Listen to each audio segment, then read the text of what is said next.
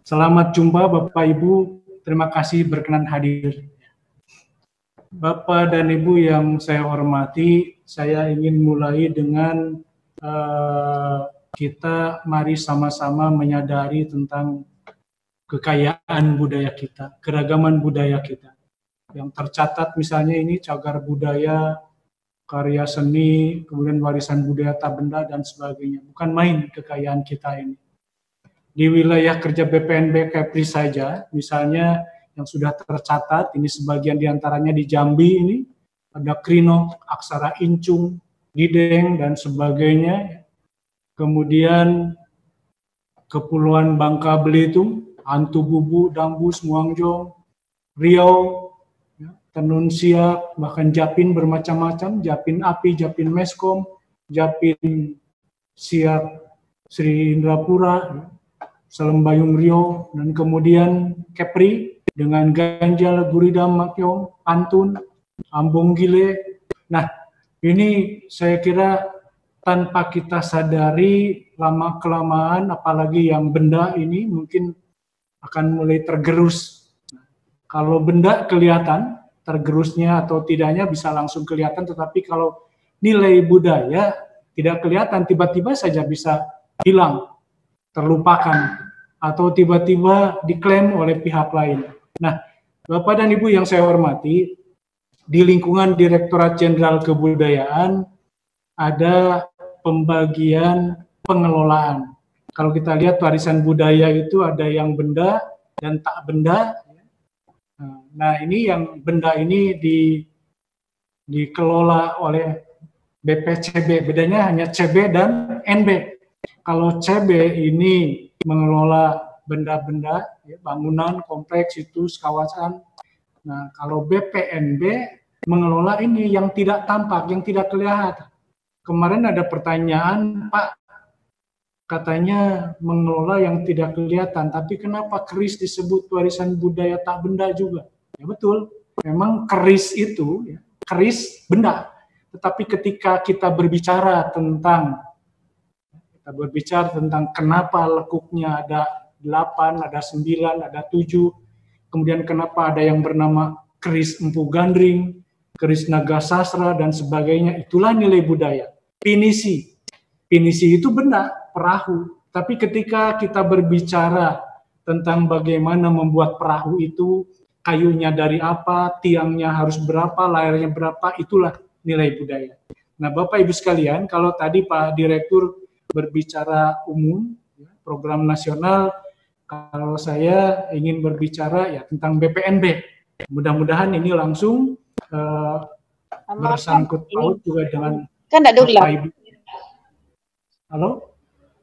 Ya, ya. Ini BPNB. Jadi BPNB tadi seperti disebutkan mengurusi yang nilai budaya. Seperti ini disebutkan aspek-aspek tradisi, kepercayaan, kesenian, perfilman, dan kesejarahan. Ini Permen 2015, belum diperbarui. Kementeriannya 2019, Perpres, kemudian Ditjen Kebudayaannya juga 2019 akhir. Ini BPNB belum. Mudah-mudahan nanti juga tidak jauh berbeda dengan tugasnya. Nah, tadi disebutkan juga oleh Pak Direktur, Pak Yudi, bahwa BPCB, BPNB tidak ada di tiap provinsi. Kenapa? Karena BPNB ini didirikan berdasarkan wilayah kebudayaan dulunya. Ya. Misalnya BPNB Kepri fokus kajian, fokus pelestarian dan pemajuannya itu pada kebudayaan Melayu. Ini wilayahnya 4 provinsi, Riau, Kepri, Jambi, dan Bangka Belitung. BPNB Aceh misalnya ini fokusnya pada kebudayaan Islam. Kemudian BPNB Sulawesi Selatan misalnya fokusnya pada budaya maritim dan tradisi tulis lontar. Jadi masing-masing punya kekhususan. Nah, Bapak dan Ibu, kegiatan pelestarian dan pemajuan kebudayaan di tahun 2020 ini di BPNB Kepri, yang pertama kalau dikelompokkan ada 5. Yang pertama kajian, penelitian nilai budaya. Nah, ini sebagian besar telah kami laksanakan kemarin di bulan Februari, ada 2 yang belum, yaitu kajian Bantai Adat di Merangin dan satunya lagi kajian sejarah Manggar, Belitung Timur. Ini belum, karena pas mau berangkat pada awal Maret, pertengahan Maret sudah mulai tidak boleh bergerak, ya. Harus diem di tempat. Nah, ini ada ininya, memang bukan main corona ini, ya. Ada pantunnya juga. Di mana bumi dipijak, di situ langit dijunjung. Di mana corona bergerak, di situ manusia dikurung. Ya, nah ini kajian. Yang kedua pendokumentasian nilai budaya. Kami menginventarisasi, kemudian mengadakan perekaman. Nah, ini perekaman belum kami laksanakan. Itu tadi karena berbagai hal, terutama juga karena tidak boleh keluar rumah, WFH. Kemudian dalam pendokumentasian ini juga kegiatannya antara lain kami menerbitkan majalah, jurnal, penerbitan naskah dan sebagainya. Untuk jurnal ini kami menerima tulisan dari Bapak Ibu sekalian, silakan dari siapa saja, ya, karena kadang-kadang kita juga kekurangan karya tulis untuk diterbitkan. Kemudian yang ketiga, pencatatan warisan budaya tak benda. Ini sangat mengkhawatirkan apabila kita melihat hasilnya. Ini akan dilaksanakan antara lain di bulan Agustus. Mudah-mudahan Agustus sudah menghilang COVID-nya, kita bisa bergerak. Akan dilaksanakan di 4 provinsi, dan mungkin nanti teman-teman peneliti akan memilih kabupaten kota di mana yang belum kita laksanakan pencatatan. Terkait hal ini juga, Bapak Ibu sekalian, kami siap untuk melakukan sosialisasi pencatatan warisan budaya tak benda. Kenapa? Kita lihat saja misalnya datanya di wilayah BPNB Kepri ini, kalau dijumlahkan baru 820 karya budaya. Di Riau 202, Kepri 231, Jambi 203, Babel 184.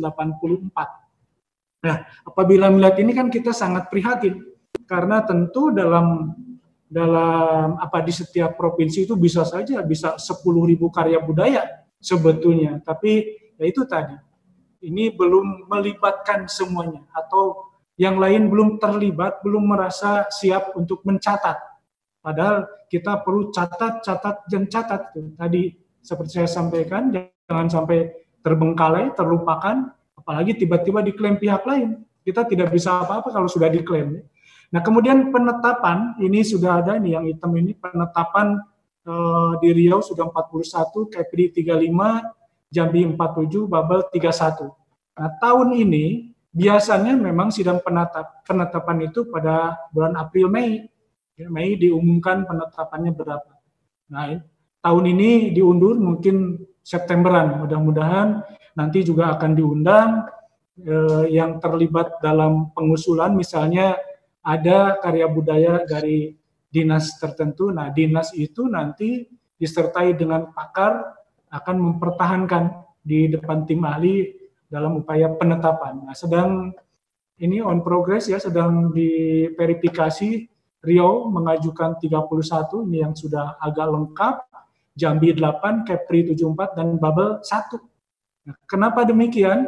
Ada 4 persyaratan untuk ikut dalam penetapan. Yang pertama, formulir yang terisi penuh. Formulir karya budaya itu ya, warisan budaya tak benda. Yang kedua ada foto, yang ketiga ada video, dan yang keempat ada hasil kajian. Nah, terkait hasil kajian ini, tadi seperti disampaikan ada beberapa judul, setiap tahun BPNBKP mengadakan kajian sekitar 12 judul. Silakan Bapak Ibu sekalian mengajukan usul kira-kira tahun depan misalnya kajian apa yang sebaiknya dilakukan oleh kami. Demikian juga untuk membantu Bapak Ibu sekalian terutama dalam pengajuan warisan budaya tak benda. Perekaman juga demikian, silakan mengajukan usulnya. Bapak Ibu yang saya hormati, kalau kita lihat data di pusat, ini juga sangat prihatin. Dari 11 BPNB dan dinas-dinas yang sekarang mulai ikut terlibat, baru 9.745. Ini saya lihat data tadi malam di kebudayaan.kemdikbud.go.id. Ini 9.745 dari 34 provinsi. Memang sangat mengkhawatirkan. Oleh karena itu maka ayo kita sosialisasikan pencatatan supaya mudah-mudahan apa yang kita miliki bisa masuk dalam database, karena setelah masuk dalam database itu secara tidak langsung memiliki kekuatan hukum untuk melindungi. Ini pernah terjadi 2012 kalau tidak salah, ketika negara tetangga kita akan mengklaim Tortor dan Gondang 9. Kita perlihatkan bahwa ini sudah tercatat di database. Kalau tidak salah, Tortor itu nomor 362 dalam database. Nah, itu sudah mempunyai perlindungan hukum. Nah, kemudian yang telah diakui UNESCO sebagai warisan budaya dunia baru 9. Ini tentang pengakuan ini. Pertanyaannya, apakah diakui sebagai warisan budaya dunia itu target akhir? Tidak. Walaupun banyak positifnya. Setelah diakui sebagai warisan budaya dunia, minimal tadi dikatakan Pak Direktur, ini diplomasi juga. Publikasi untuk masyarakat dunia bahwa itu milik kita. Berasal dari milik kita. Kemudian setelah dijadikan warisan budaya dunia, orang juga akan tidak sulit lagi untuk mencoba membuat atau ikut serta memakai misalnya batik. Ya, batik setelah diakui sebagai warisan budaya dunia, banyak yang memakai batik karena mengenal batik. Tapi ada negatifnya juga. Banyak pengguna batik yang tidak tahu batik itu kan digunakan pada saat tertentu, pada misalnya pada upacara adat atau ketika waktu-waktu tertentu. Banyak orang luar kita yang memakai batik di mana saja, kapan saja, ketika apa saja. Misalnya batik korpri banyak dipakai orang barat untuk sehari-hari. Karena mereka tidak tahu bahwa itu adalah batik korpri. Nah, jadi sekali lagi tujuan akhirnya bukan diakui sebagai warisan budaya dunia, tapi ini tadi ada pelindungan, pengembangan, pemanfaatan, dan pembinaan. Ini sekedar mengingatkan saja bahwa kita sudah punya 9 warisan budaya dunia. Wayang, keris, batik, angklung, tari saman, tas noken, tari tradisional Bali, perahu pinisi, dan pencak silat. Nah, tahun ini Bapak Ibu sekalian, mudah-mudahan pantun akan diakui sebagai warisan budaya dunia dalam sidang penetapan UNESCO pada tanggal 30 November sampai 5 Desember tahun ini di Jamaika. Nah, pantun ini pernah kita ajukan pada tahun 2018, diajukannya 2017, disidangkan 2018 di Mauritius, ditangguhkan. Salah satu alasannya antara lain karena belum ada tanda-tanda pelibatan masyarakat dalam pelestarian pantun. Artinya memang belum masyarakat benar, terutama di masyarakat-masyarakat yang mendukung kebudayaan pantun ini ya, banyak, tidak hanya Melayu, kan ada Betawi juga, misalnya ada pantun gitu. Nah, mudah-mudahan kita semua mendukung, karena tanpa dukungan semua sangat sulit untuk menjadi warisan budaya dunia. Kita biasakan misalnya ketika sambutan para pejabat terutama, ayo kita coba berpantun dimanapun, di sekolah dan sebagainya. Nah, ini pantun 2020. 2021 ini telah kita ajukan juga gamelan. Kemudian pertanyaannya kapan japin kita ajukan misalnya. Kemudian krino, tari inai, senandung jalo, antu bubu, adat nganggung dan sebagainya. Ayo kita bersama-sama lengkapi berkas-berkas penetapannya, bekas pencatatan. Kita mulai dari kita sendiri, karena tanpa dukungan semua tentu agak sulit. Misalnya pantun ini nanti ketika ditetapkan masih juga belum kelihatan di antara kita menggunakan pantun, ya agak sulit juga. Nah, Bapak Ibu sekalian, kemudian yang keempat, kegiatan yang kami lakukan adalah internalisasi nilai budaya. Kami punya branding, kenali budayamu, cintai negerimu. Ini beberapa kegiatan yang kita laksanakan, tetapi karena terkendala COVID dan kemarin juga mohon maaf, bulan yang lalu ada pemangkasan anggaran, ada beberapa kegiatan yang dirubah tadi ya, disesuaikan dengan keadaan COVID sekarang.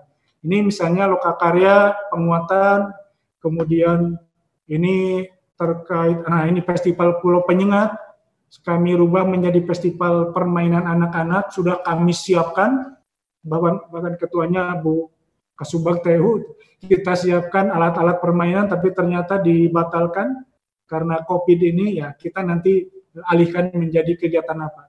Ini kegiatan-kegiatan lain, kegiatan Hardiknas juga tadinya akan kita laksanakan. Nah, ini kita rubah. Kita rubah nanti kita lihat, sekaligus juga kami ingin publikasikan, mohon bantuan semuanya untuk menyebarluaskan tentang kegiatan kami di masa COVID ini. Internalisasi nilai budaya. Jadi ada berbagai macam, ada belajar bersama maestro misalnya. Intinya itu tadi, mengenalkan kebudayaan terutama ke generasi muda, agar generasi muda tidak tercerabut. Artinya kebudayaan yang dikembangkan oleh generasi muda tidak tercerabut dari akarnya. Kalau memang asalnya orang Melayu, ayo kita kembangkan budaya Melayu, misalnya seperti itu. Nah, kegiatan lainnya ini Gebiar Budaya, rencananya bulan Maret kemarin akan kita laksanakan di Batam, kemudian kita alihkan ke Tanjung Pinang. Kenapa? Karena kami juga berhadapan dengan keterbatasan sumber daya. Staf di BPNDKP ini tidak terlalu banyak. Kalau kegiatannya di luar tempat, sedangkan ini kami mengundang BPNBes Indonesia misalnya, dan kegiatannya bukan main banyaknya, ya agak sulit juga. Nah, ini dialihkan kemungkinan ke bulan Septemberan. Kemudian dialog, ya, ada dialog sejarahan di Anambas, kemudian sosialisasi WBTB dan sebagainya. Nah, yang masih berjalan ini sosialisasi dan publikasi hasil kajian sejarah budaya melalui radio. Selama ini dengan radio RRI Tanjung Pinang dan ada radio swasta Pandawa. Pemutaran bioskop keliling, kemudian penguatan pendidikan karakter. Nah, ini lawatan sejarah kami laksanakan di Bangka Barat. Kemarin sudah siap, sudah tinggal jalan. Perlengkapan sudah siap, lokasi sudah siap, tiba-tiba ada keharusan WFH. Ya, akhirnya kita tunda dulu. Karena persiapan sudah 90%. Nah, ini juga jejak tradisi daerah kita akan laksanakan mungkin setelah COVID berakhir. Kemudian kemah budaya kaum muda juga ada. Dan ini untuk membantu Indonesia di daerah, festival kesenian, festival permainan yang rencananya akan dilaksanakan di Lingga pada bulan Juli. Tapi kemarin mohon maaf nih Pak Ishak ya. Oh, sekarang PLT-nya Pak Juramadi Islam. Mohon maaf karena terkena pemangkasan, ada kemungkinan agak dikurangi kegiatannya di Lingga. Nah, kemudian yang kelima, kemitraan. Kami berupaya untuk memperkuat jejaring itu, ekosistem kebudayaan dengan segala pihak. Nah, seperti tadi, misalnya Bapak Ibu ada yang ingin mengusulkan kegiatan, judul kegiatan, atau kita bisa bekerja sama dalam melaksanakan kegiatan, insya Allah kita bisa diskusikan bersama. Bapak Ibu yang saya hormati, ini pada masa COVID ini, nah ini yang ingin saya sampaikan, mohon bantuannya kepada semuanya. Kami melaksanakan beberapa kegiatan yang akan mulai tanggal 11 sampai 31 Mei, dan mudah-mudahan di awal Juni kita akan umumkan siapa pemenangnya. Hadiahnya secara total semuanya ada per lomba itu sekitar 12 jutaan. Jadi ada 50 juta lah 4 lomba ini. Lomba mendongeng berbahasa Melayu untuk tingkat SLTP dan SLTA di 4 provinsi, jadi di wilayah kerja BPNBKP. Kemudian lomba membuat poster kebudayaan SD SLTP, kemudian lomba berpantun Melayu untuk SLTP dan SLTA. Kemudian lomba membuat vlog ini untuk SLTP, SLTA dan umum. Nah, ini lomba-lomba, mohon sekali lagi ada ininya sudah saya sampaikan di grup untuk posternya, poster digitalnya. Kemudian kami juga atas arahan dan keharusan setiap UPT membuat film pendek terkait dengan pemutusan rantai penularan COVID ini. Ada 15 film pendek, silakan Bapak Ibu bisa dilihat di YouTube, kalau bisa di like, subscribe, dan kemudian di-share ke yang lain. Terima kasih yang ini. Kemudian webinar atau bincang budaya seperti ini kami laksanakan 6 kali. Ada yang pertama 1 jam bersama Alipon, Kamis kemarin, kemudian BPNB dalam pemajuan kebudayaan. Nah, ini untuk koordinasi teknis ini memang mendadak karena banyak masukan ketika kita bincang-bincang di hari Jumat, peran BPNB dalam pemajuan kebudayaan. Banyak masukan, Pak, bagaimana kalau kita membuat bincang-bincang di antara kita, di antara dinas, kemudian para penggiat budaya, seniman, budayawan, dan yang lainnya. Nah, Yang ketiga, kemarin monetari budaya di tengah dan pasca COVID, Senin, dan pada hari ini juga selain koordinasi teknis yang sekarang sedang kita laksanakan, nanti siang jam 2 sampai jam 4 ada pembicaraan, bincang-bincang mengenai naskah kuno dan naskah kuno di Kepulauan Riau. Besok jam 10 sampai jam 12 temanya orang laut Kepri riwayat mungkin. Nah, kemudian kami juga melaksanakan berbagai hal, antara lain ini tadi disampaikan, mengisi acara di media lokal dan memberi bantuan khususnya kepada para pelaku budaya, walaupun tentu saja masih terbatas. Nah, sebagai penutup, Bapak Ibu sekalian, mudah-mudahan ini merupakan pemicu bagi kita semua untuk kita berbagi mengenai perencanaan atau permasalahan terkait dengan pelestarian dan pemajuan kebudayaan. Yang keduanya juga mudah-mudahan ada peningkatan wawasan dalam upaya menggali dan mengelola data kebudayaan. Yang ketiga, saling mengetahui program. Kami sangat menginginkan apabila Bapak Ibu sekalian punya program, bisa di-share ke kami ya, untuk tahun ini atau tahun depan, karena untuk tahun depan, anggaran tahun depan ini sudah mulai dipersiapkan sejak bulan kemarin. Nah, boleh Bapak Ibu sekalian mengusulkan kegiatan-kegiatan yang mudah-mudahan bisa kita tindak lanjuti bersama. Saya kira itu, Bapak Ibu sekalian. Terakhir, sekali lagi kenali budayamu, cintai negerimu. Ada lagi pantun. Bunga dedap di atas para, anak dusun pasang pelita. Kalau tersilap tutur bicara, jemari disusun, maaf dipinta. Terima kasih. Wassalamualaikum warahmatullahi wabarakatuh.